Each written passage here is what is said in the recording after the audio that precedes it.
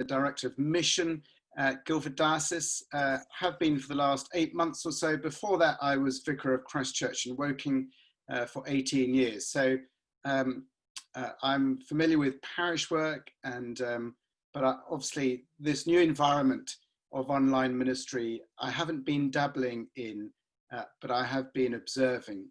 So really glad to have all of you to contribute today. This webinar is all about exploring what it is, what it would take to provide an ongoing online and offline space for people to worship and to be church together. And so the way we have organized this webinar is David and I are going to have a little bit of a conversation. I think David's going to be doing more talking than I, as is often the case, about who is our community now. Until April, we were fairly clear as to what our community was. That has changed quite significantly. So we're going to explore the community and how do we serve that newly defined community. Then we have a couple of guests. Really delighted to have Shauna Azariah, who give us a wave, Shauna. Great to have you. Who is a professional content producer and project strategist. She'll be giving us some brilliant insight and wisdom from the events industry as they are towards hybrid, virtual and in-person events. We are delighted to have Philip Ellis as well. Give us a word. Thank you, Philip. Great to have you.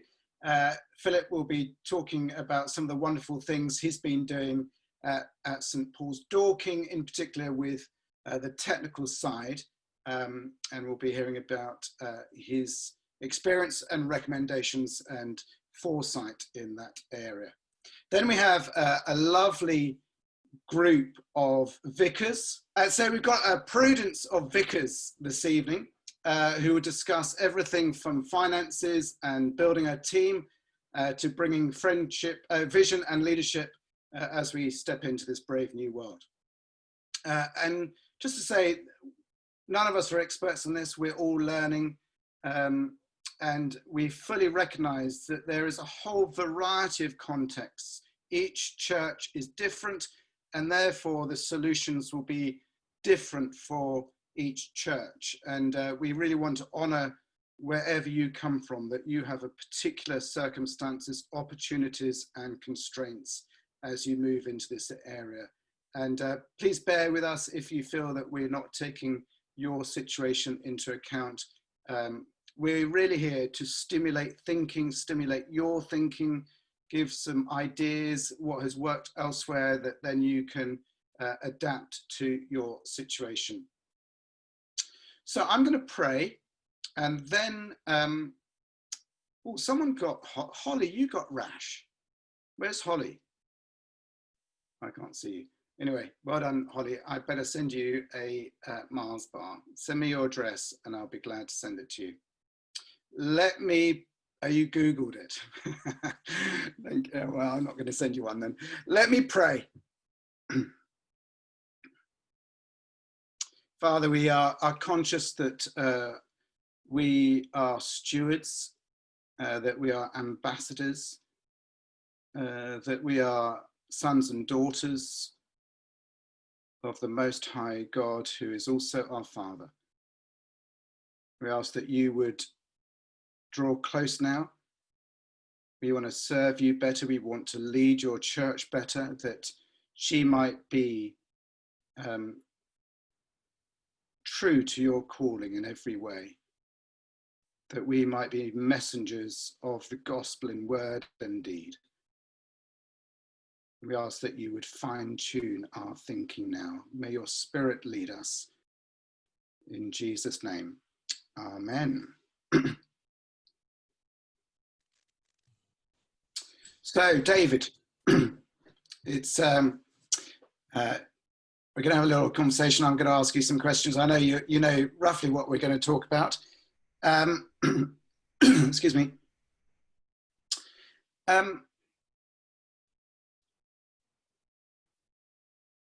I've lost my question. um, how has the mission field changed in the last few months? Who is our new community? How do we serve them better? What's your thinking on this?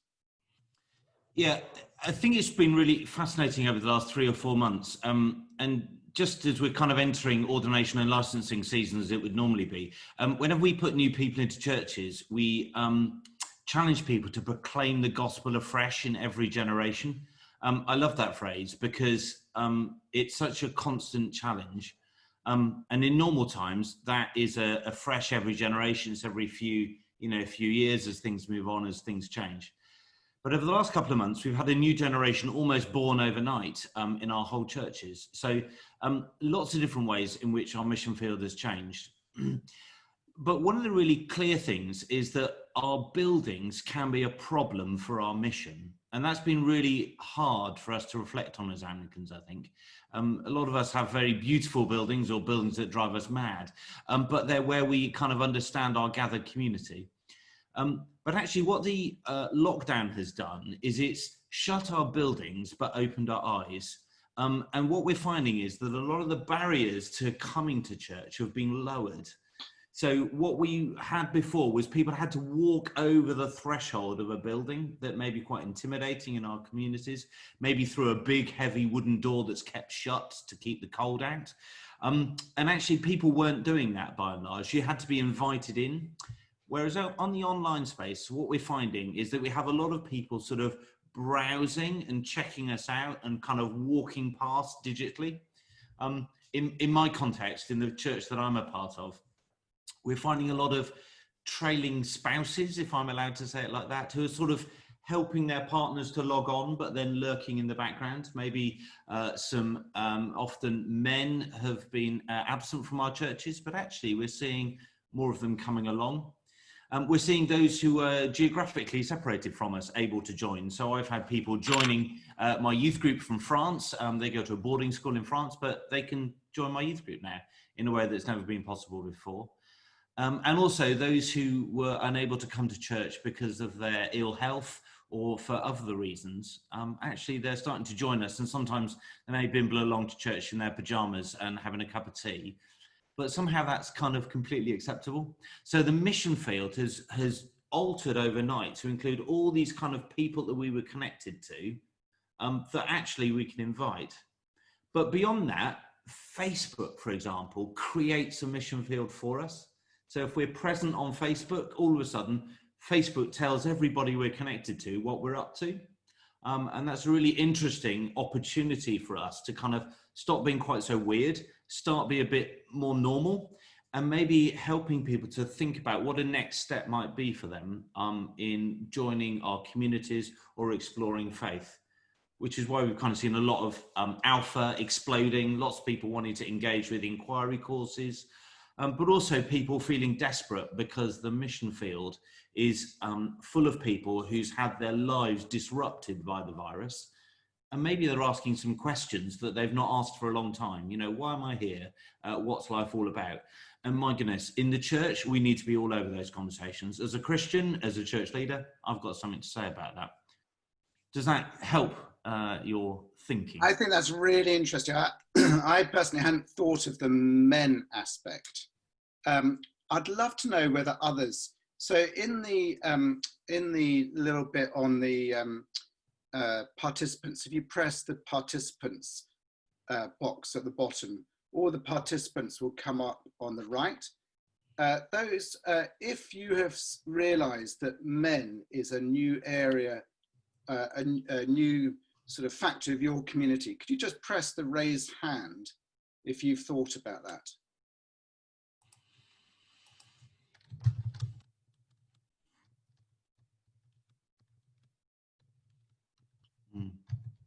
That's really interesting. What I would love you guys to do is we will make a record of the chat. And so this is about educating the Mission Enabler team and Church House Guildford, but also as conduits out to the rest of the diocese. If you're doing something specific for men, in terms of drawing them into the church, please put that in the chat, just a sentence or two as to how you are adapting, making adaptations, reaching out to men in particular, because I think that's a really exciting opportunity that we've got. Thank you very much. Can you tell me, so one of the advantages I think of the Anglican Church over many free churches is the fact that we have a fringe. We grow from our fringe, and suddenly our fringe is a whole load bigger. David, have you got any thoughts on this fringe community that has got so much bigger? That I know I haven't primed you for that question. No, it's fine. I enjoy thinking out loud, so I'll do that with all of you. I think our fringe has got bigger. It's also worth noticing that hasn't come without a price. So some of our fringe aren't engaging with us at the moment because they can't. So it is worth just remembering that actually there are some who aren't able to engage online. But in terms of engaging the fringe, I think it's about helping people to understand that Christians live a life that is real, that are engaged in the same world that our fringe are engaged in. So we're starting to kind of have conversations about what's going on in my life and what's going on in your life. And as we kind of have that conversation together, we discover what God's doing. One of the brilliant things about online is, I mean, like at the moment, for example, you can all see a little glimpse into my life. You can see what's going on behind me. You're all kind of going, oh, that's an interesting taste in paint colour. It's not magnolia. Or he hasn't got some bookcases. He clearly isn't a vicar. But you kind of see a little bit of a glimpse of my life. And I think it helps for us to drop that kind of church on a Sunday veneer that we often have. And so when we're ministering to our fringe, one of the key things we need to do is to start kind of being real, being authentic. They're kind of buzzwords, aren't they, really? But it's about kind of telling the truth. And it's something that we struggle to tell in church. We sort of gloss over what's going on, or we just sort of refer in passing to struggles, but we don't really talk about it. But I think when we're ministering to our fringe, it's about telling the truth that, yeah, some of us do struggle with addiction. Some of us do struggle with debt, or our marriages aren't as perfect as we like to make out. And actually saying those kind of issues are the things that we can bring to the fore in what we do online at the moment, rather than it just talking about something that feels a bit alien. So grounding what we're doing in the reality of my life, and therefore in the reality of the lives on our fringe, is a really helpful way for us to do it. Not to say I'm in the church, I've got all the answers, but I'm in the church. Isn't this an interesting question? What can we learn together? So what I find really an interesting dynamic at the moment is authenticity. So there's quite, it's like they're two polar opposites. There is the greater authenticity because we see each other without our makeup, not talking personally, particularly. No judgment, Peter. We're seeing people in their homes, in their sort of authentic environments, like you just pointed up. But I think many churches have done very highly produced services, which are really slick. And obviously there's not a right answer. And I think my encouragement to every church represented here is really to express your DNA in whatever in whichever way you do this. If your DNA is actually as a local community, then personally I would hold on to that. And have you got any thoughts though on this authenticity aspect, David? Yeah, it's a balance, isn't it? And I'm a little mindful that my vicar's on the call, so I need to be a little bit careful. But you should come along to our church. It's really not highly produced. It is real. And actually, it does reflect that when we were gathering in real life too. It was never that slick and polished. But the danger, I think, is about, and I know Esther and I, we've been talking about this over the last few weeks as well. It's about turning the people, instead of becoming a participant, they become a watcher. And I think the danger with a really well-produced YouTube service is it is beautiful and it is amazing and it's inspiring, but it encourages us to sit back and watch and go, you've impressed me, or you haven't impressed me this week. Whereas the Christian life isn't designed to be observed, it's designed to be joined in with. And one of the advantages of having something that's a bit less produced is that it encourages us that it's all right to give stuff a go. And one of the things we're doing over the summer is to try out a few new people. So people who never maybe want to preach on a Sunday in our building say, well, look, record yourself on your phone, have a chat, and you can drop it into our Zoom service as a video, or you can do it live. We're really not fussed either way. But it gives people an opportunity to try something out that actually you can't really fail at the moment. As we went online in March, clergy were like, oh goodness me, you know, they had the camera the wrong way up and they used the wrong camera. They were filming out rather than themselves. Churches didn't mind. They just wanted to see the vicar. You know, and in fact, it was a bit wobbly, was not a problem. And I do want to kind of say out loud really, and to model trying stuff, giving it a go, and it's okay to fail. I mean, my first Zoom service was quite large for the diocese, and we managed to get a naked vicar on it, and that's fine. You know, we're trying, and to kind of to fail to try is the problem. So we're making worship together rather than producing it for someone to consume. And I do think our homes help us do that, and telling the true story of what's going on and the true story of the good news that we find in Jesus. That's where people can relate who are on our fringes. Thank you. I certainly, speaking for myself, what I'm yearning for, I mean, I've visited a number of churches over the last few months. I think what I'm looking for is participation. I'm looking for authenticity, and I'm looking for belonging. That's, and I'm sure others are different, but those are the things that, having experimented with different types of church, that's what I'm looking for. Just we've got 5 more minutes, David, before we have Shauna. What are the options in terms of, you know, online versus physical, or a hybrid, or what are your... Yeah, so I've been around long enough to remember when they invented cell church and they never really did it. I do wonder whether online is encouraging us to flip things around a bit, particularly over the next few months. So large gathered services of several hundred people, several thousand people, are not going to really be possible for quite a long time. But we can meet in small groups in real life. And I do wonder whether the next few months might be an opportunity for us to experiment with having real life small groups and then gathered worship celebrations. So we're kind of flipping the model on its head, in a sense. So we're saying that our worship together when we're doing our Zoom, Facebook, you know, YouTube, whatever, that is an expression of the real life face-to-face small group stuff that we are doing in the week. And we're kind of then getting the real life, you know, relationship that we crave in our small groups, and the worship can kind of be a framing of that real life experience. But I don't want to say that that's the only solution. I do think maybe there might be a way of, Philip will help us with this a bit later on, about kind of, you know, some kind of hybrid thing that we may end up doing. But really what I want to say is, if we've engaged with new people because we've done something online, the goal might not be to turn them into a proper person who comes on a Sunday, any more than the goal of a messy church, when done well, is not to turn them into a proper Christian who comes on a Sunday. So we have a messy church congregation that disciples people in their messy church, not so they come on a Sunday, but in the messy church context.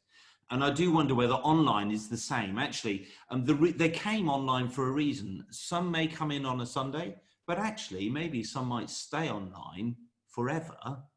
They are still real people. They still count. Who knows how we'll count them in our service books? Don't worry about that. They are still people that matter to God. And this is something that we can be fostering, a way of starting to think, what does it mean to work with these groups and this kind of way of doing things? So I don't want to kind of say, let's leave behind the last few months, because I don't think that's going to be where we are. I think we're going to say, let's take the best of both. And by the way, a little tip, if you cancelled something that was dying during lockdown, don't bring it back when we come back. Keep it gone and give yourself the space to think creatively about what discipleship in this kind of hybrid or this online space might look like. There's going to be some more webinars thinking about that. So I'm really excited. Am I allowed to say this now, Peter? I don't know. The one next week, we've got Bob Jackson coming, who is a bit of a legend. And he's going to be with us on a Wednesday, one of our Wednesday webinars at 2. And there'll be a link to that in the chat that Amy will drop in now or towards the end. But that's going to be helping us to think a little bit more about this kind of rethinking church thing. Just for those who haven't heard us talk about it, I think of these sort of 4 quadrants. What's new that you want to keep, what's new that you want to stop, what is old that you want to keep, and what is old that you want to stop.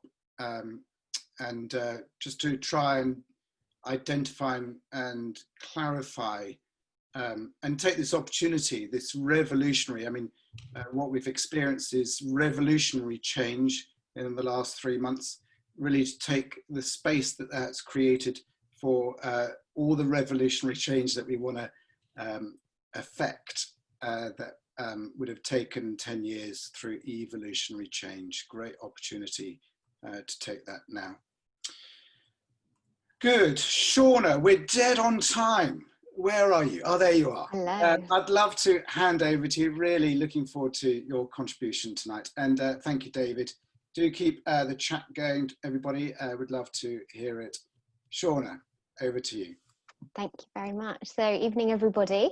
I'm just going to take a couple of minutes to give you some background to myself, both professionally and kind of what I do serving at church. So, I work for an event management and marketing agency based in Leatherhead, and my role there is a content producer, project strategist. So my clients are in the corporate world, so they're very diverse, from pharmaceutical to oil and gas, fast food chains to financial services, and my events are international for my global audiences.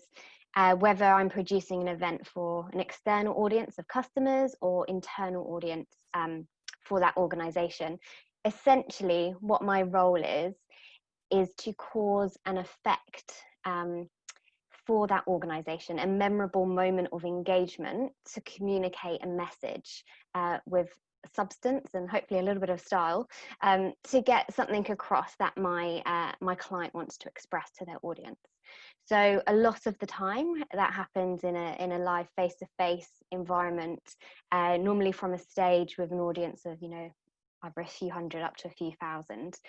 And to give you a bit of background, my 2019 calendar, I travelled at least one week out of every month of the year I was away. And my 2020 calendar looks very different to that. As you can imagine, we're no longer meeting face to face, but we're meeting virtually. And this is quite a big shift for my clients, just as kind of we're experiencing with our church services. It's new and it's different. So what I do within my local church, I live in Guildford and I go to one of the churches here. So I get the opportunity to bring my professional skills, industry knowledge, things I learn Monday to Friday, and I get to bring them into our church context, and I serve on the production team as a service producer. So essentially what that looks like is helping to facilitate the services, what the flow of the service is, what needs to go on the screens, maybe how we're having the lighting, supporting the pastor and speakers with kind of the message that they're going to deliver and what they need on stage. So essentially my role is making the service a very comfortable place where people can come to church, feel at ease and engage and meet God. So similar to my work, I'm just passionate about creating opportunities for people to engage in whatever scenario that looks like, whether that's in the working world or within the church. So I've kind of been invited to share some thoughts around hybrid events or services. So just to put out there, hybrid is looking at having people in the room and people online at the same time. And this is a very new space for lots of people in the industry. It's not something that was explored very much previously, but this is fast becoming the new normal for gatherings. As we kind of mentioned earlier, it's going to be a long time before a couple of hundred people are going to be able to get together in a room. So it's very new, it's different. It actually takes extra time and effort and thinking than doing just an online service or just a face-to-face service. So it takes a lot more, I'm finding a lot more energy, a lot more thought, a lot more creativity. And actually what's really helpful is enlarging the group of people who are helping that planning process and helping contribute ideas as well. But what I think is fantastic about hybrid, and some of the things we've already discussed with Peter and David, is the possibilities that it offers and the flexibility that it offers in terms of attendance, especially with people who are, reluctant to come into a church building, or maybe 10 a.m, 11 a.m. is a bit too early on a Sunday for them, but they can grab their laptop and watch in their pajamas. So actually the number of people hybrid services could reach, it has huge potential, and as you've probably been seeing already. And so my understanding is you are all from lots of different sizes of churches. You've got lots of different members in your congregation. Your demographic is different, so therefore your needs are different. So I don't really want to tell you what to do with a hybrid service, but more give you some pointers and things to consider and think through about what that could look like for your congregation specifically. And I also want to say is take your time in making a step to do hybrid services. I think we were all, with going into lockdown, we were all forced quite quickly to think, what can we do online this Sunday? Because one Sunday we're meeting and the next we weren't. And I think there was a big rush to move things online. And what we have now is an opportunity to pause, to not rush into hybrid services. Even if it's taking a couple of weeks longer, I think there could be a lot more fruit to that and to the hybrid services we put on. So I would encourage you not to rush that step. But ultimately what I think hybrid services do is they open up the church and access to God.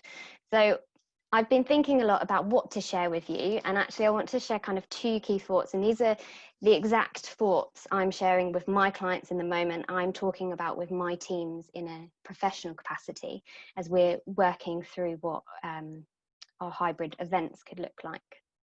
So the first one is know your audience, so know your congregation. So how are people feeling at the moment? Are people comfortable to start gathering again in small numbers to meet in a building?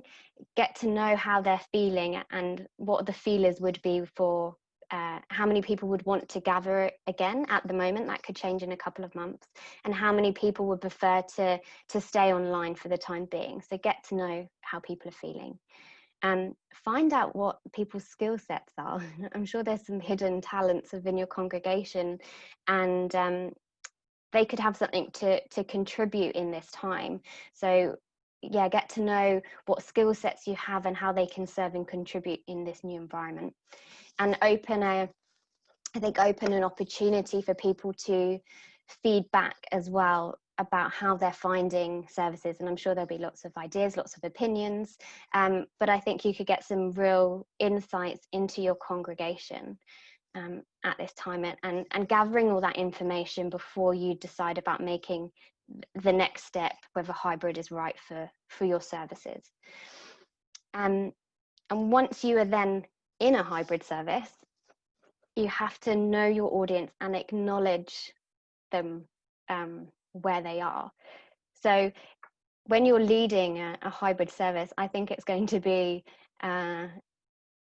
a very challenging job initially, because you have two sets of people to engage with. You have those who are in the room and who can see you and can feed back, and they're in the room. But then you also have this community of people who will be online at home. And what is really important is that you're speaking to both of these groups of people. You're looking down the lens of the camera, so it feels like even though I'm at home, you're looking straight at me and I'm feeling engaged in that moment. But also then referencing, how many people have we got at home today? 60 people online at home. That's fantastic. And just really giving each of those groups, some airtime, or you're giving them some of your attention. And it's going to be really challenging initially, because I think you're going to naturally draw to one group of people, probably the people in front of you in the room. And so I think that's something about always referring back to both groups of people will be so important, because we want people to feel included. We want people to feel seen, heard, and that this Sunday service was designed with them in mind, whether they were in the room or not. So that's my first thought around know your audience. And my second is around engaging your audience or your congregation. So keeping people engaged. So I'm sure these are conversations you may have already been having, but thinking about the length of the service. So when we're at home, we have so many distractions. We've got phones pinging, kids might be running around, the dog's barking because you haven't taken it for a walk. There's so many distractions around. You can get up, put the kettle on, all of those things. So actually to engage a congregation online, the length of your service is really important. When you have people in the room, you have their attention. They're very unlikely to be getting their phones out and messaging, because they're there in the room. So typically what I'm advising for my clients is that no section of an event is more than an hour without giving people a break.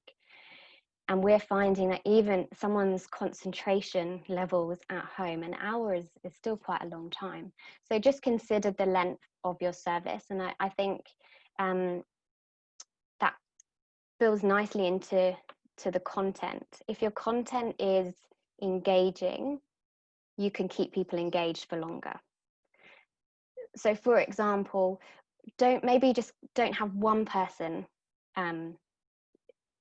leading the whole service. If you can think about involving multiple people. Can members of the congregation in the room come up and do take part in part of the service? Can we have someone at home do something? It's about keeping people engaged throughout that time, and a great way to do that is to change the faces and the voices that they're hearing. So even this webinar has been designed so that not one of us is talking for more than 15 minutes, because you'll switch off after hearing our voices, as interesting as they are. You'll switch off. So keep that in mind as well. And even we do that on Sundays as well. We have different parts of the service where we're standing up, and different parts where we're sitting down, and different parts where we're kneeling. And that's different stages of engaging people in the service. There's an action required of them, and it shifts perspective, and it shifts the service on. So just consider that in your planning as well. And I also think normalize where you're at. And by that I mean kind of accept that we're in the hybrid or in the virtual, and trying to make it normal. So those of you at home, you've got a nice cup of tea and your slippers on, and we're here and we don't have that. If that is natural to your personality, then do that. Make those kind of jokes. There's one joke that I got one of my speakers to do, and that was he was letting everyone go for a comfort break, and mentioned that, ladies, you won't have to queue for the toilet because you're all at home. So something like that. It's just normalizing where we're at. And so when you normalize it, when you speak to it, people feel comfortable in that. And then my last point on engagement is it's not just about spectating, but participating. And we've already had this discussion. I'm sure you're finding this. We want people to participate, because if you're behind a screen, you can switch off really easily. So there's so many ideas you could explore with that. So I spoke about, there's moments where we stand up in a service and sit down.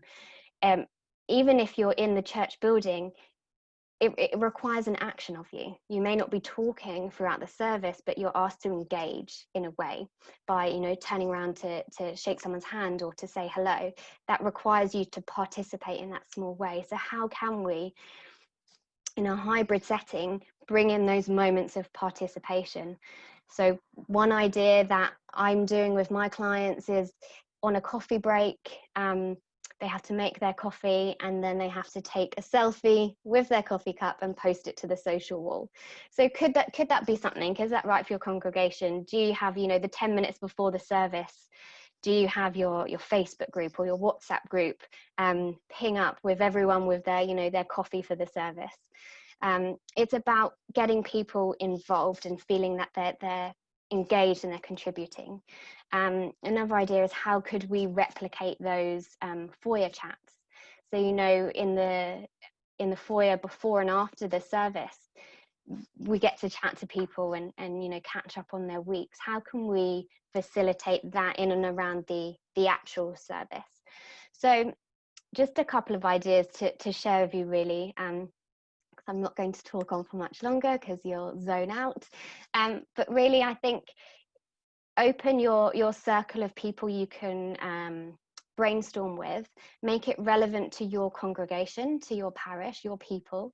Think about the length of your service, think about the people in the room, the people online, and require an action of them so they feel that they're participating in the service. Thank you. Brilliant, Shauna, excellent, so helpful, thank you so much. Do feel free to stay or to go. We'd love to have you, but recognise that some of this won't feel so relevant to you, but so grateful to you for imparting your wisdom. If we have time, I would love there to be in fact, let's do it now. Let's have a quick brainstorm on the chat. So this perhaps a good practice model for participation. This is a brainstorm on chat.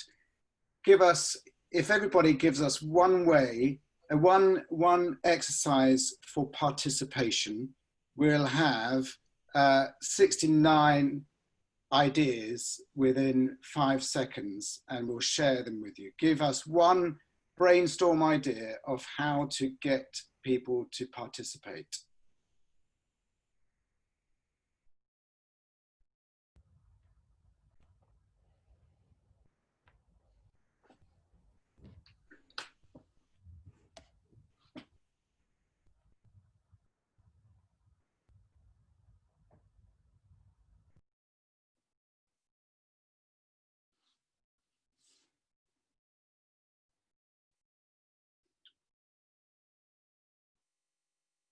Great, keep those coming. I'd love to hand over to Philip.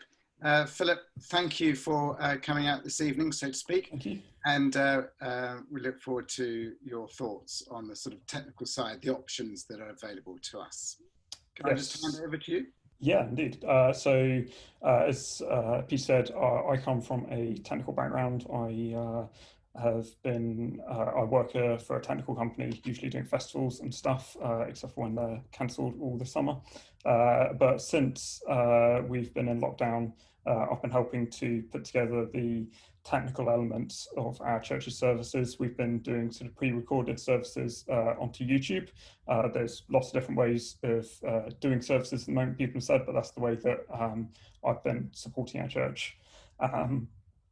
We had the benefit of the week before we went into full lockdown, when we weren't allowed to have full congregations, but before we went into lockdown, we trialled a live stream, which is something different for our church. And that was really helpful with some of the things that I'll come on to talk about shortly, about being able to try things out. Something that I want to say to you is don't be afraid to try things. You'll probably be surprised. You might not immediately think that your churches are full of technology, but probably each of you have got a smartphone in your pocket, and actually to try some things out with that to see what you can achieve with it would be my one bit of advice to you all. As I said, we've been currently doing a recorded service where lots of people will be sending in pre-recorded sermons or readings or the like, and then they get edited together to form a service, which is really nice. It means that we can fix the various mistakes and stumblings over words that people might make, but it does add a element of time to that process, and it means that we can't interact live with people either in a building or in terms of in a chat context on Facebook or YouTube or similar. The other benefits that we've had over doing a recorded service is that actually we've been really blessed to engage loads of different members of our congregation, our community, with service. So we've been having different people bring our readings, different people bring our prayers, and it's so easy for individuals to film themselves from their home and then send that over, and then that makes their part of the service, and they're able to we've not just got one minister or one or two people leading our service. We can sometimes have a dozen or so people involved in our online services, which is really nice. It's also meant that actually we're not constrained to the church building. We don't have to be delivering a sermon from our physical church. We've been in people's homes.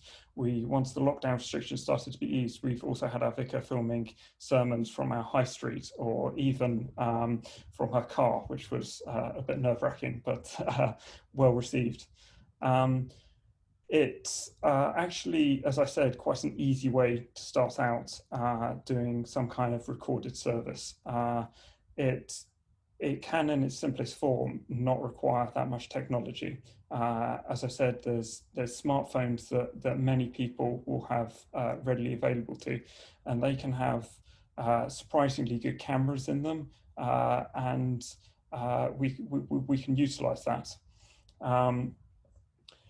The flip side of that is that we can do live, and it's great when we can all be live together, and in some ways that's what we've been used to. If we go back 6 months, we'd have all been live together in a church building, and that means that we can be interacting with elements that have come before in service and elements that come afterwards.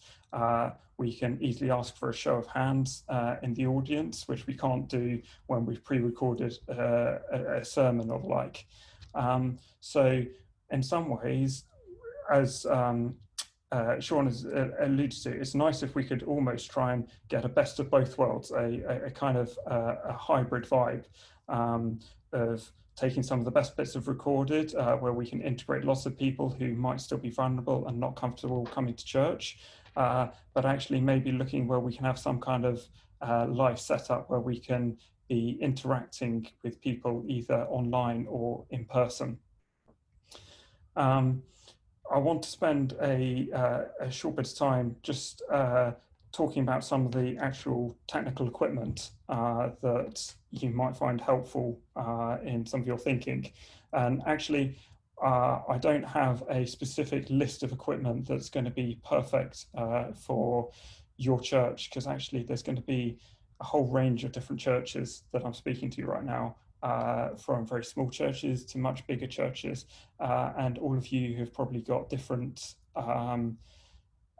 ideas as to what equipment you've already got, what equipment you might like to have, and what money might be available to support these kind of activities. So when we're talking about online video services, ironically, the most important thing is actually the audio, not necessarily the video. If in this Zoom call right now, my video starts to break up, but as long as my audio is still clear, actually, you can still pick up what I'm talking about. But if my audio starts to break up, that really loses the flow in what I'm talking about. So I would, if there's one area that I'd really encourage you to maybe upgrade or to think about closer, it would be making sure that the audio quality of your discussions and services and online content is as good as you can make it. And in terms of the sort of lots of technical equipment, actually upgrading some of your audio equipment can be a cheaper element to upgrade and delve into. Lots of many churches will actually already have a wide range of equipment. I know lots of churches will have microphones for their ministers to use, lectern microphones, or maybe you've got tie mic microphones and microphones to your bands or similar. And actually, as I said at the beginning, I think there's lots of equipment that you might already have available that you could use, and maybe it's using it in a different way to how you've been used to using it, or maybe it's in an additional capacity. So some things to maybe get you thinking about if you're wanting to be doing some kind of live sound streaming or recording. Actually, it might be entirely possible for you to use the exact same setup that you've got currently and maybe take a recording output from the sound that will go to your speakers, for instance. And that could be a really easy way for you to be getting a high quality sound feed that you can be using as part of a video or uploading at a later date. Yes, so that's something I would, as I said, I think smartphones are a really easy, accessible item that have been really useful. Pretty much all of our content that we've been filming over the past 3 or 4 months, all of our services has been filmed on smartphones, and by no means is it TV quality, but I don't think that's the position that lots of our churches are in. I think we're wanting to get something that is out there and accessible to others, and the smartphone quality is generally perfect for that. It's something that people can hear, it's something that people can see and engage with. Yeah, if maybe you're in a position where you're wanting to increase the quality, maybe looking at some kind of some plug-in microphones or similar for your smartphones might be a great place to start. In terms of the sort of the video quality, as I say, our first Sunday before we went into full lockdown, we had the benefit of doing a trial live stream. And if that's something either in a hybrid or a fully sort of live stream capacity that you're thinking about, I would really encourage you to experiment with things, either in terms of quite what the setup might look like inside a church based on where you might put a camera, quite what the layout of the platform might look like, how you can integrate multiple people talking together. But in some ways, I don't think you, as much as you could sit down behind a computer and try and plan it, I think there's nothing beats trying it for a Sunday. And if it doesn't work, then you can try something else the next Sunday. And the real benefit of using equipment that you might already have is that you're at no loss if it didn't work the first week and the next week you want to try something different with different equipment. Some general tips that I'm sure you've all become aware of over the past few months is it's important to think about your audience when you're thinking about cameras. So you might be tempted to stick a camera at the back of church to film a service, but actually, is that going to be the most engaging position for an audience member viewing online to be watching from? It will probably more likely feel that they're just separated from the service, when actually we're trying to think about engaging the people online into a service rather than making them feel separated. So again, just think about maybe somewhere nearer the front, but then if you're going for a hybrid position, you don't want there to be a big tripod and camera sat right in front of your minister. So that's where you possibly just want to think about what suits your room, what sort suits your church, and how that can work best.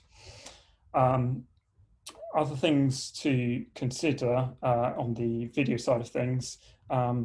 Often there's, whether you're going down a sort of a live streaming route or a video editing route, or some kind of mix of the two, where you might be integrating some edited videos into a live service to maybe bring in people who are still vulnerable at home. Maybe you want to get them bringing in a reading whilst they're sat at home, and then the minister might be delivering a sermon live to camera. There's various bits of software that can help support that. Lots of this ends up being computer-based, and I'd really recommend you that actually there's not an immediate need to go out and spend hundreds or thousands of pounds on software. There's plenty of good free software out there, as I'm sure many of you have discovered. In terms of the streaming side of things, I'd really recommend a bit of software called OBS. It's a really easy to use free bit of software. Something that I think lots of you might already thought about, and again, it will depend on your community, is where you want to stream to. Is YouTube the most appropriate platform? Is Facebook the most appropriate platform? Or is somewhere else going to be most relevant for your community? There are, if you're in a position where you're wanting to be investing some money into this, it would be, I think maybe a position of hiring some equipment could be a good step to test the water, see what works. Video equipment can be really expensive to purchase outright, and that doesn't mean that it's the wrong thing to do, but you don't really want to be in a position where you make a mistake with it. So I would really recommend borrowing, experimenting, until you found a format that works for you, and then think about what your budgets might allow for. Be that purchasing of a camera, maybe some accessories, tripods, or things like that. Or maybe actually, if you're going into a bigger format, you might be looking at multiple cameras. That's another way of engaging the audience, so that we're not sat and looking at one fixed camera for the whole time. If you're wanting multiple cameras, there's complexities about how we bring all of those cameras together. There's sort of hardware solutions to do that. If you're wanting to spend significant amount of money on this, then actually I would really recommend that you don't just jump straight into it. I would recommend that you in some ways seek some professional advice. It's, as I said, it's quite an expensive area to jump into, and it would be a shame to be buying lots of equipment that, although might look really good, might not actually fulfill what you want it to. Sort of to finish up now, I really want to emphasize that it would be, don't be afraid of trying things. I think it's there's lots of equipment out there, and it would be great to see what churches can achieve with the equipment and maybe the people and the resources that they already have available to them. I'm sure it's something that you've touched on with some of your other teams, but even if you've got financial resources, what actually fits with your team in terms of resources? How can you fit a team around it. You could have a dozen cameras in your church, but if you haven't got the team to support that, then that might not actually be the most suitable thing for you. That's sort of some things that I've been mulling over with our church recently, as we're thinking about how we come out of lockdown and go forward, and how we look at hybrid events, or how we look at continuing to engage people wanting to stay at home whilst also offering a live service and making that accessible to many people online. Thank you, Philip. Can we all give Philip a round of applause, just to add a bit of variety? Thank you so much, Philip. Fantastic, really helpful. Loved the bit about how audio is particularly disproportionately important to the rest. That was my one takeaway from tonight. Okay, we're going to go to our panel now.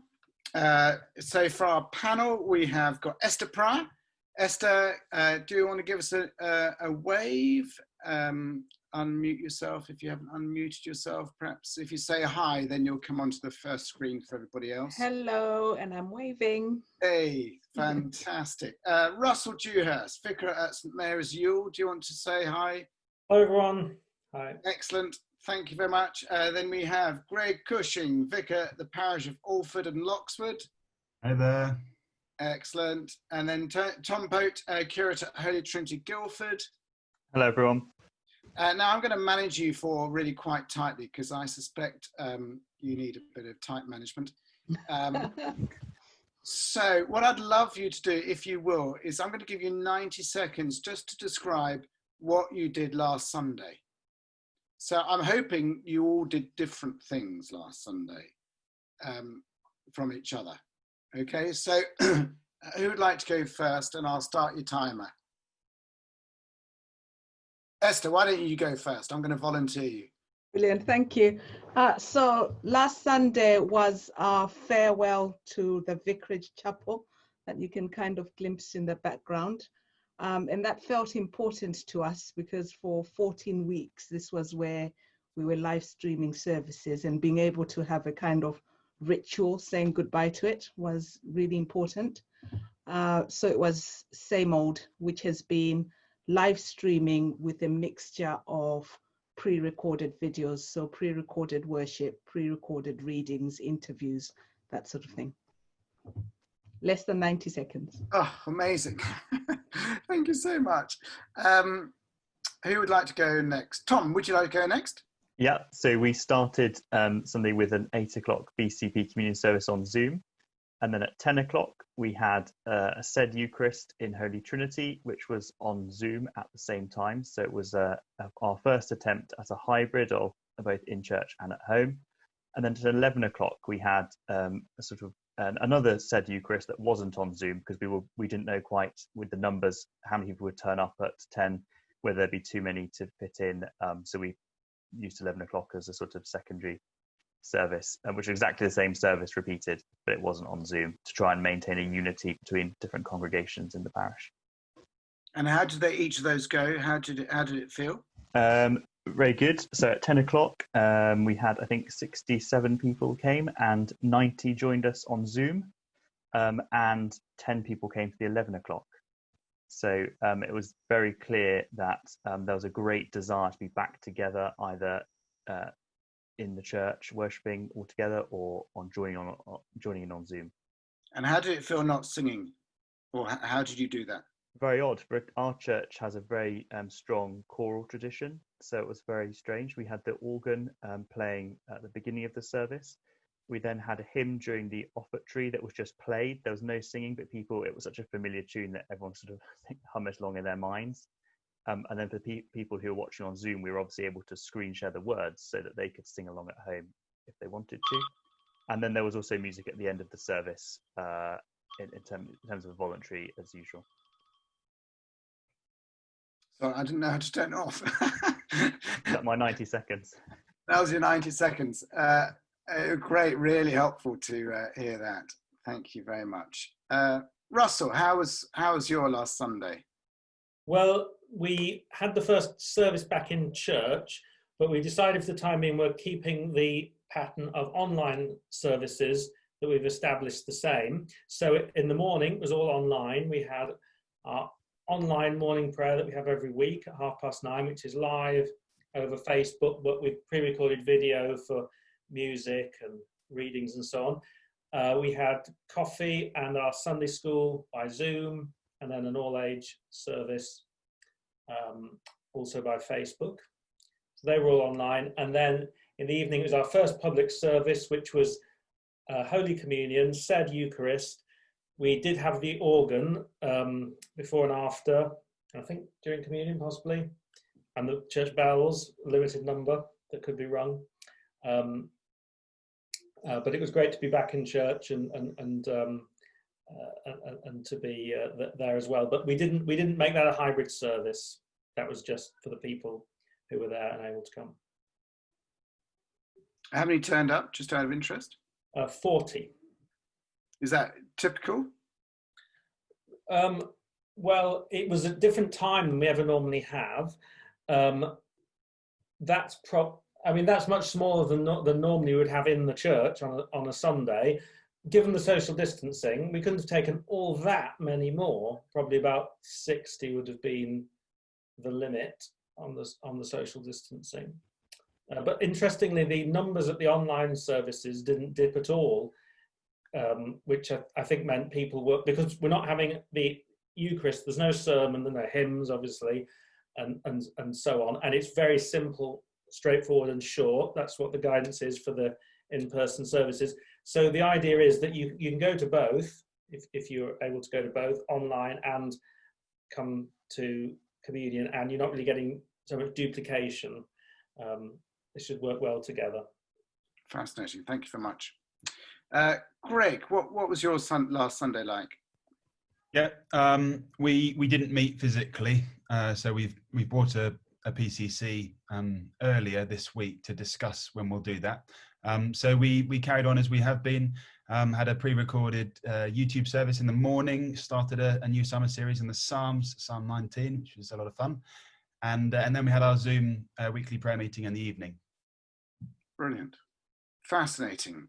I'm really, really glad that we've got some variety here, because I'm really keen that people feel free to do what is right for them in their particular circumstances, in their places. Okay, this is a sort of free fall for the four of you. What are the 2 or 3 main things you've done online since we started lockdown? What are the 2 or 3 things you've done online that you're glad that that have been valuable? I think just jumping in, one of the things which I put up on the chat function there was it seemed like the perfect time to get our church regulars more familiar with our overseas missionaries. So usually we wouldn't always have an opportunity to meet them each year unless they might struggle to get a visa to come over or whatever. But we've absolutely loved inviting them to be a part of our services. And one example, our mission partner out in the Gambia. I ignore that. There you go again. But he and his whole family, and he has like a load of disciples that he trains up that lives with him and his wife feed them every day. They were all singing higher, higher, lower, lower, the top of their lungs. And it was just lovely for us to be able to feed off of, African zeal and passion. So that's been a huge thumbs up, and everybody's appreciated that in Guildford and Oxford. It does raise the prospect not simply of including your mission partners, but actually creating some church links with churches all around the world. I mean, obviously time difference is a bit of a limitation, but it does really throw open opportunities there for church partnership. We've just on that, we've also invited them to our Zoom prayer meetings in the evening. And right in the middle of lockdown, actually, in the run up to, with Thy Kingdom Come, run up to Pentecost, we had a 24/7 week of prayer. And we had 20 names from the Gambia and Sierra Leone, this one organization that we partner with.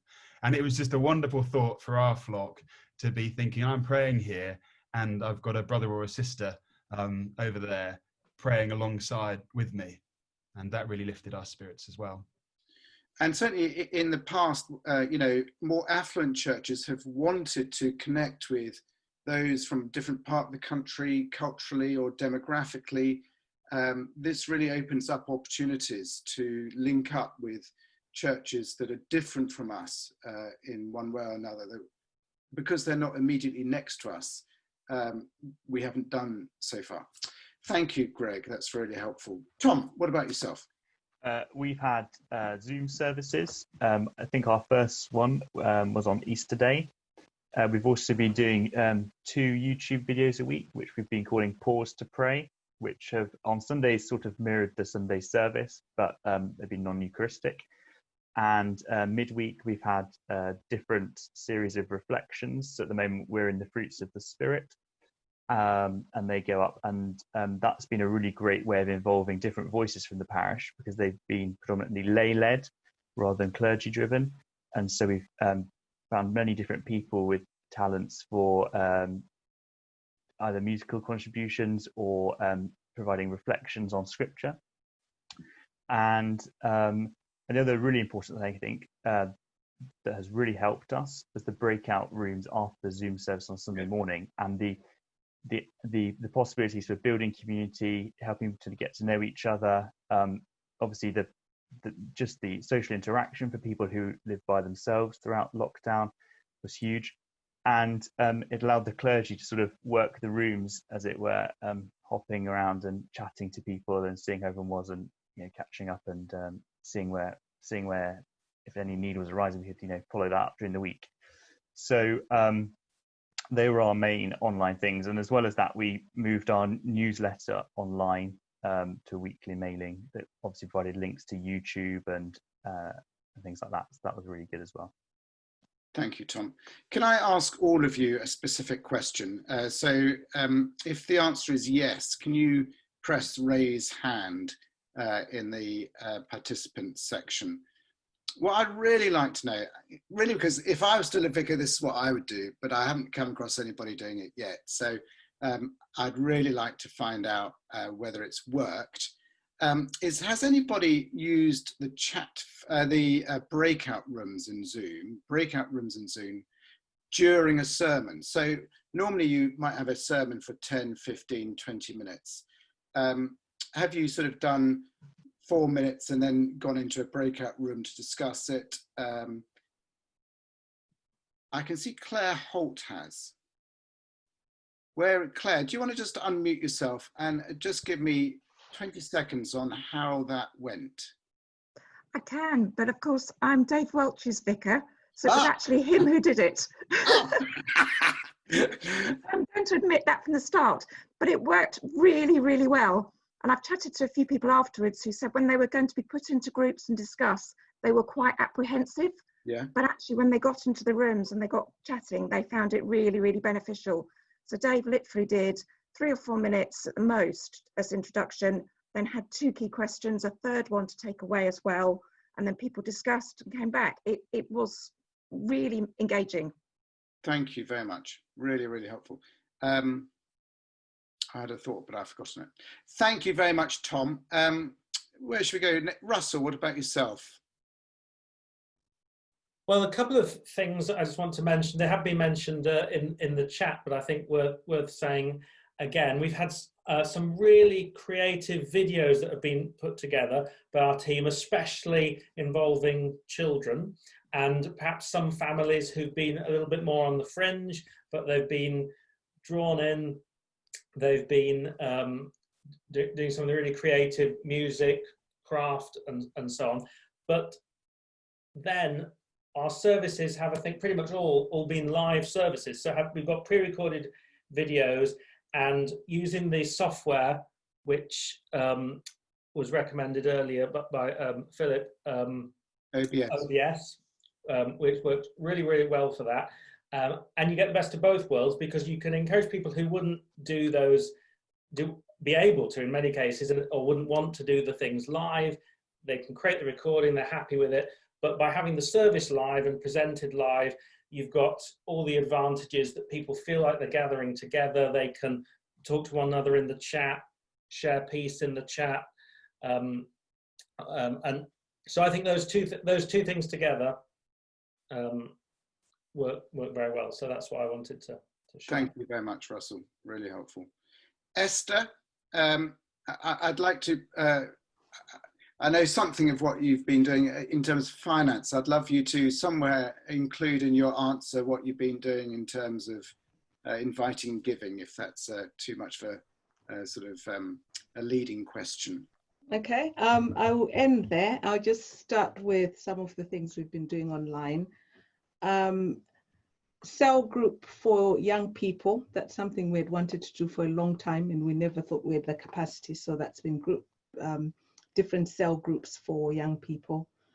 Daily prayer 3 times a day, that's been amazing. So we have a series through Proverbs for young people and students in the morning, series through Luke's Gospel that I do midday, and a team of people, including a teenager, that do Compline at 9 p.m. That's been great. Our toddler group has moved online, Facebook Live mainly, but also we've created a Facebook group for them so they interact with one another in that way. 24/7 prayer, which we are doing as we speak, but again, 24 hours of prayer previously, a lot easier to resource than we found in person. We have trialed a couple of times, which has been really interesting, a full-on charismatic service live on Facebook using StreamYard. That's been really interesting, you know, full-on waiting on the Spirit and words and all of that stuff. It's been intriguing to watch. I've been an observer in one and participant in another. The town team, the Egham Chamber of Commerce, asked us to host the Magna Carta Fair this year, and it was just after market stores were allowed to do stuff. So we had a few, I mean, like 4 tables in the churchyard, but lots of things online, you know, pet competition and photograph, that sort of thing. So involved the wider community in marking something that for Egham is a big deal. So that was good. We formed a creative Facebook page where people are painting, drawing, blah, blah, and sharing that with the hope of having an exhibition of the stuff that's been created while in lockdown. Someone has written a poem a day, can you believe, since lockdown, and have gifted them to the church. And we've started doing a poetry pause at noon on Facebook.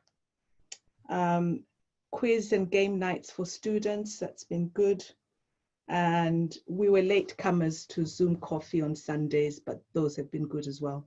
Randomly put into groups and people meeting new people, etc. In terms of money, I kind of have you to thank, Peter, because the first time we went online, I was thinking, you know, how are we going to handle the sort of money thing? And we didn't say anything about finances. And you put out in the Diocese and Facebook thingy that you had watched us and no one talked about money. So I'm not one to be defeated. I thought, fine, we're going to do this. So this has been really interesting because I think the situation has given us permission to talk about money. You know, enable us to do ministry and mission during these hard times, that sort of thing. And at the end of each service, we're doing quite a full-on thank you very much, but we still need your support. And to give you an example of what a blessing that has been, we started off with our treasurer going, oh dear, you know, at the beginning of lockdown. And at our last standing committee last Monday, he came with the report that he had prepared for standing committee the week before, and very dramatically took it and says, this is no longer relevant because there has been an outpouring of generosity. And he said, the treasurer's report is simply this: you have a smiling treasurer. So that's been amazing. And our context is that we have quite a large debt. We owe £1.7 million. And yes, you heard that correctly. And so it's always felt like thinking about having something like a hardship fund. How do you even begin to talk about that when you've got such a big debt? But actually, the crisis has enabled us to talk about that. And within weeks, I think we had raised about £25,000 of new money just for the hardship fund. And I think on reflection, I would say, you know, apart from God moving, all of that, the main difference between lockdown and pre-lockdown is that we are talking about money more, and it seems to be making a real difference. But also using a lot of video to showcase some of the ministries that we are doing. So every fourth Sunday of the month, we have a video of an area of ministry, and being able to say your giving is enabling this. And I think that has also been exciting. And our strapline or hashtag is no stopping this church. And all our videos have no stopping this church on it. Wow. And we say to the congregation, it's your giving that's enabling us to say no stopping this church. And I think I can honestly say I haven't seen such generosity over a short period of time as I have seen through lockdown.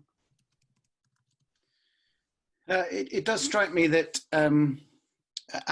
what I find really interesting is how reticent Anglicans are about money, when actually this is a fundamental discipleship issue. You know, if idolatry, if we are to speak into the idols of our society, one of the biggest idols is money and consumerism. And therefore, discipleship means renouncing, and my understanding is that repentance is about doing the opposite. And therefore, I see it as a real sort of gospel, good news message. To be free from the idol of money is to give, and therefore giving people the opportunity to give is a gift to escape from the idol of consumerism. I'm going to come back to Shauna, if I may. Shauna comes from a different tradition altogether, but you have a very different view about money. How do you, in your tradition, in your church, invite giving? We have a time in our service every week where we talk about tithing and giving, and that's a very conscious decision that the pastors have made to give that time, no more than 3 or 4 minutes, but someone brings an encouragement around giving and the biblical principle of tithing and bringing 10% of your income into the house of God, because it's his anyways. So this is something that we talk about every Sunday.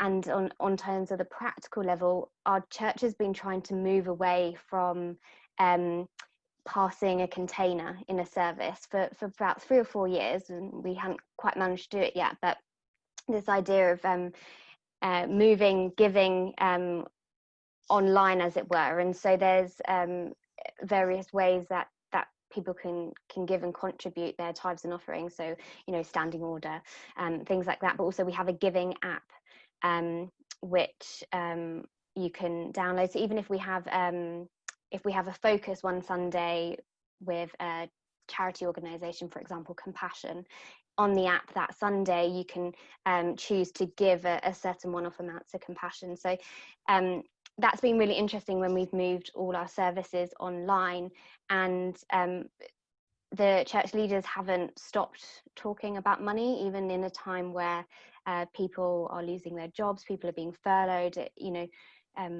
money is a big thing at the moment, and people are struggling at the moment. And I think the focus that my church leaders are giving out, when they're not shying away from talking about it each Sunday, they're still bringing the same encouragement they were a few months ago, with the, you know, going back to an encouragement from the Bible, and giving, just teaching it from that way that, you know, God will provide for you. And they're bringing then testaments of, so people who've had incredible stories of they don't want to stop tithing or giving in this time, and they're showcasing those testimonies of God's faithfulness. And actually that's such an encouragement, rather than just hearing, you know, something from Malachi, which we hear quite often about encouraging in our giving. We're actually hearing an individual person's story who's saying, I'm on furlough, but God came through in this way, providing financial blessings. So that's been really interesting. They've not shied away from talking about it and encouraging it, but also there is that kind of the online element that we already had in place with the app giving, that even though we're not together and passing a container or filling in an envelope, the giving is still enabled there. Thank you so much, Shauna. Thank you very much. We have so much to learn from how other churches do things, not that we copy them, but sometimes it's really inspiring or challenging and the like. So thank you very much. Let's move on. And we're almost out of time, but I sort of want to ask about leadership, how you have done vision to any of the panel over this time, the importance of it, how you've done it. Needs to be fairly snappy, if you could. I'll go first, if that's okay. I haven't really, which is fun. No, because I'm relatively new, in some ways the timing has been good for us, because it came on the back of having done a mission vision kind of process here. And so because it was new, it was fresh in our minds. And when lockdown happened, I literally could just say to my team, stations go, you know, and I didn't need to explain what they were going to do because our vision was fresh and clear. So that's we've been blessed because of that. But I think briefly, all the things that we've always said are important before lockdown has proved just how important they are. Clarity of purpose, good communication, etc., etc. Those things have been key. Thank you very much. Anybody else? Yeah, I'd just say for us, I think in terms of leadership, our pastoral team was incredibly significant at the beginning of lockdown. And so just identifying those to our wide community. We're rural, and right at the start, we set up this WhatsApp group, not necessarily just from churchgoers, 90% non-churchgoers who would pick prescriptions up for people. We acted as a food bank, still are, and we set up a hardship fund as well, just quickly tapping onto finance, not for the church, but for those struggling in the community who've been made redundant and so on. And I remember hearing a line at the end of a service, long before I went into ministry. There's a collection plate at the back, you know, any donations gratefully received. But it might be this week that you feel you need to dip your hand in and take some money out, and, you know, everybody is shocked. But that's what we've been able to say every week online. So just going back to finance, I feel as a church, we have much more opportunity and right to talk about money for ourselves as a church, because we've been seen to be giving so much away to those in need. And so it's really very easy for us now to ask. It feels like we have a right really to do that. And on a worldwide stage, you know, our services are, as I said, YouTube services. So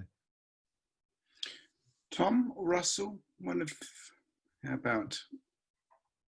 I think we've tried to find people who've got things to offer and to allow them to be part of the project, and very much show this as something that we're in together, and seeking ways to move forward as a family and as a community. And therefore there has been leadership on decisions made, but I think been very much, in consultation with people and saying, how is it for you? Please show us where we could do better.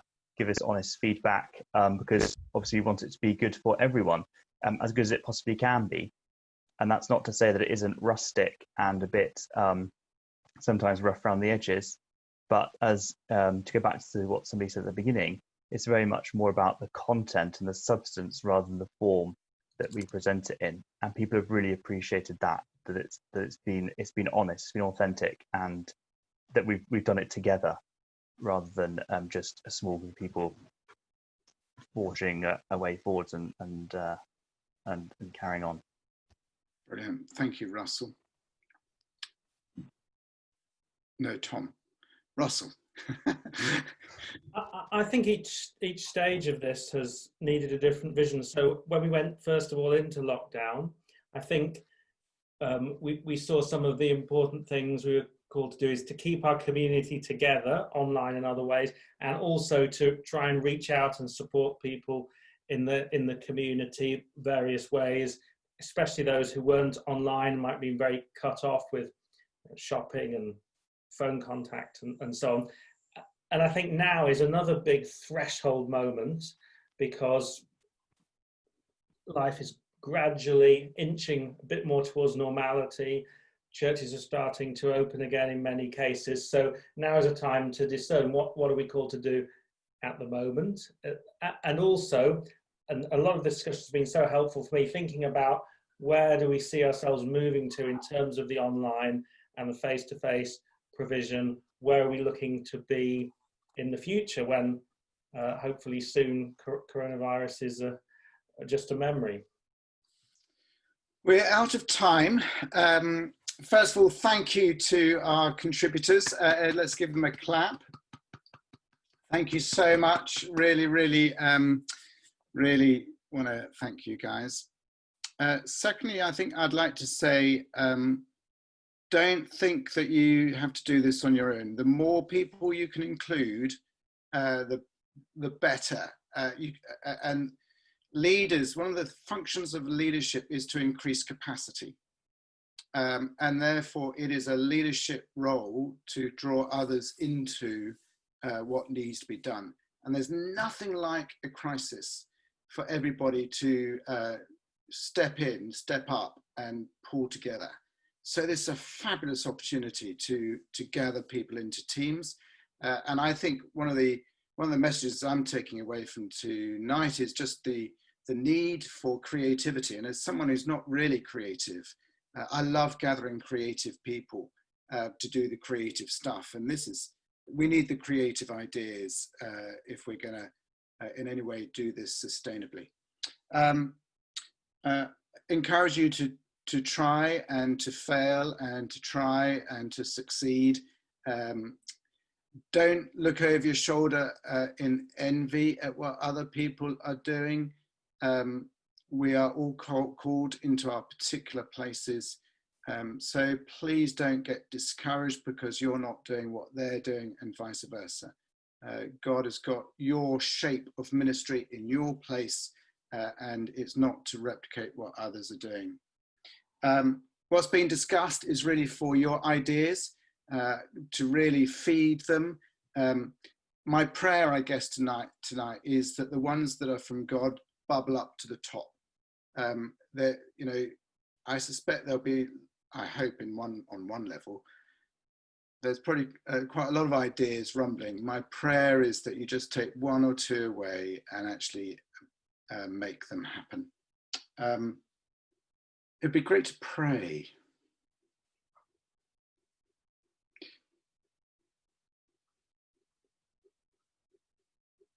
Let's pray.